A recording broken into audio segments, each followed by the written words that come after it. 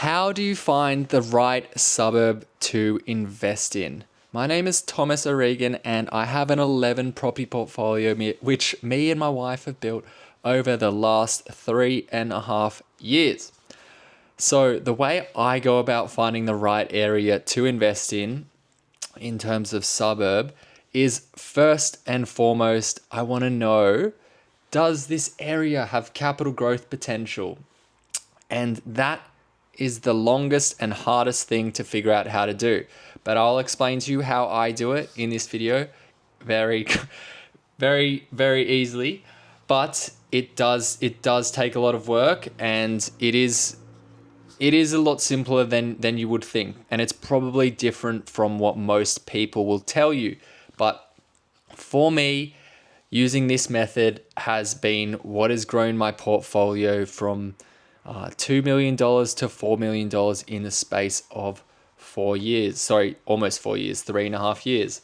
A lot of our portfolio growth was, or half of our portfolio growth was down to acquiring the amount of properties we have, and that is why our asset base, half the reason why our asset base is as large as it is.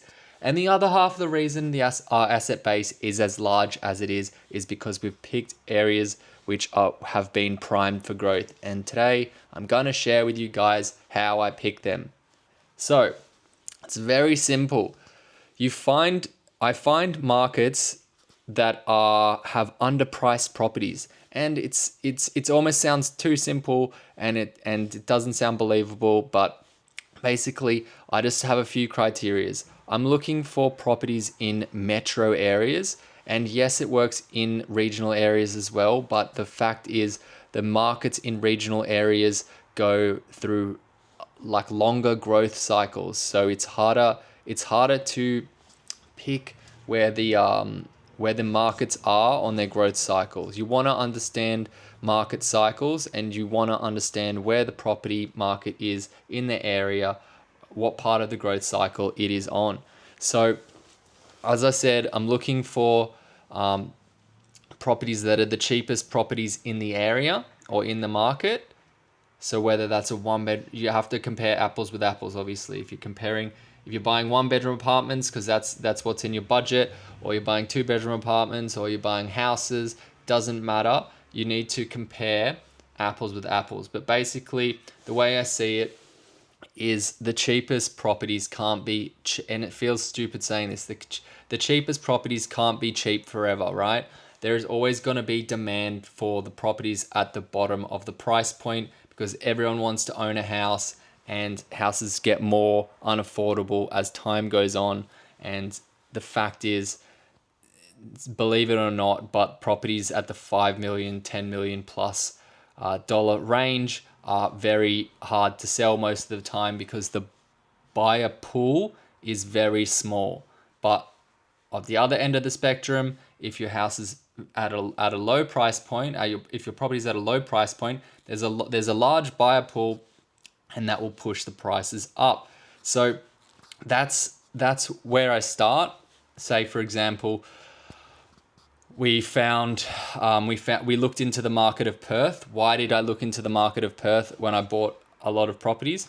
Because it was in my price range. The properties there, when I was buying properties, and I'm talking about houses and units here, were ranging from anywhere from $150,000 up to $250,000. And yes, you heard me right. Houses were $200,000 to $250,000, and the apartments were, $150,000 to $200,000, depending on what time of the market it was.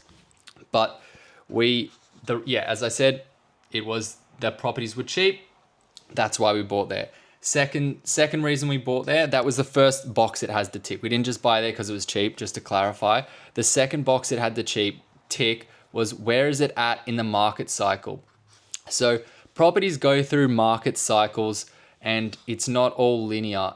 So, and when I say it's not all linear, there's some markets that fluctuate a lot, and there's some markets that have a very nice even trajectory, go up and flatten out and go up. A lot of them wave around. It depends where you are, so you've got to understand the fundamentals, the historical fundamentals of the marketplace you're getting into. Beyond that, you have to sort of understand where the properties are at in their market cycle.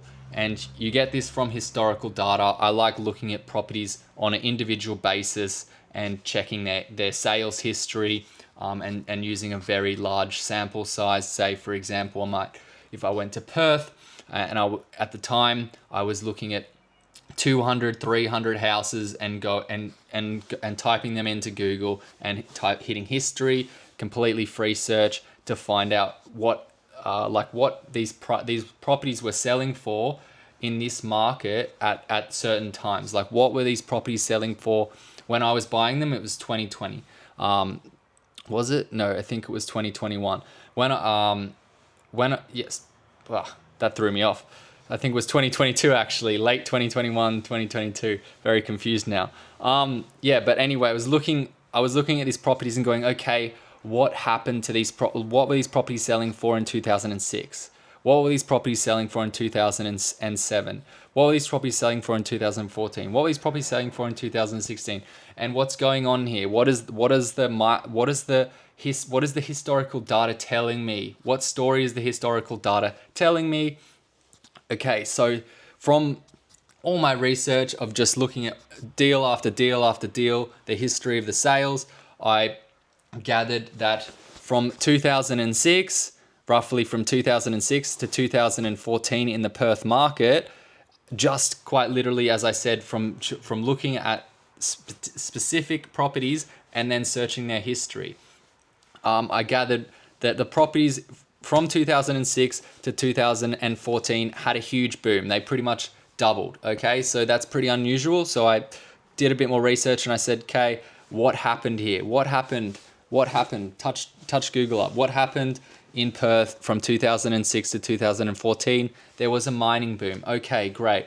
Then what happened after that? The property prices went from doubling and then they fell back. They halved again. And that halving happened from 2014 to 2019, as I could see in the historical data. And then they just plateaued. They were there at a very low number. So I got into the market in 2021, 2022, and I saw all that, and I said, okay, there's, the property market's dropped, it's stabilized from 2019 to 2021, and it's stayed there. It's ready for its next stage of the market cycle, which is another boom.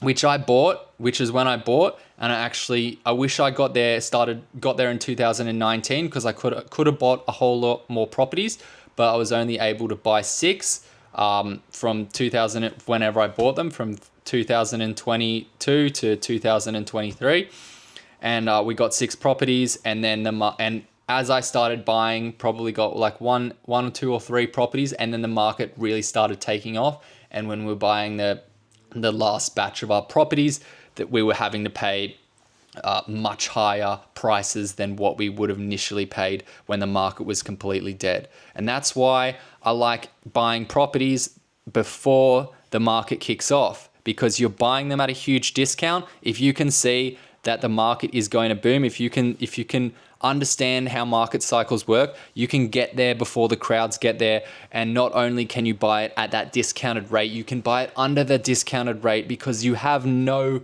competition. If you were going into a market, and this is where most people go wrong in my opinion, and I wouldn't say that I wouldn't buy in a hot market, but I just prefer not to buy in a hot market, because I know I cannot really negotiate a good price, because everyone knows in a hot market that there's 100 buyers lined up for the property.